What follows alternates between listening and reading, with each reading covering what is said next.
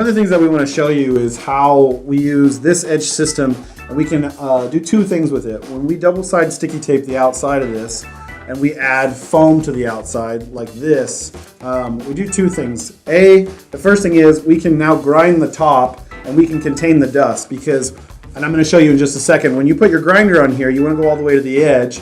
But what happens is, once it's over the edge, it's going to kick dust out this way. And if you're in somebody's house, you want to really prevent that. You want to collect as much dust as possible. So what we do is, we put this double-sided sticky tape on, just like so. And you're going to wrap it all the way around all the edges.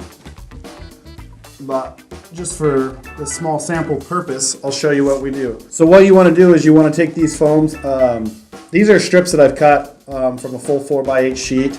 I cut them at 2 1/4 inches, and then I also run them through the planer so they're as smooth as can be, and you can use them for multiple things. But for this purpose, I'm just putting it right up against the surface, and I'm making sure it's nice and level, and then I'm going to press it on there just like this. And what that does is, when I have my mini grinder and I'm polishing, you can see now that I can go all the way over halfway through with my diamonds so that I'm getting a full grind, but I also am not kicking it all the way.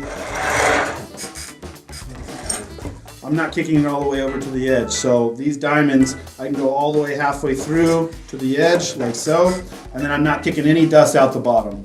Now the other thing that you can do with this foam, and this is one of the most important steps of the whole entire process, is we will double side sticky tape the outside of this plastic, but then we will set this foam up an inch higher than your actual surface pour so that you can do a covered cure. What I mean is, what I would do in an example of this is I would have this piece right here and I would raise it up an inch higher than my surface so that when I set my 1-inch foam on top to make sure that I'm getting a covered cure, it obviously will not touch this because this foam is actually higher.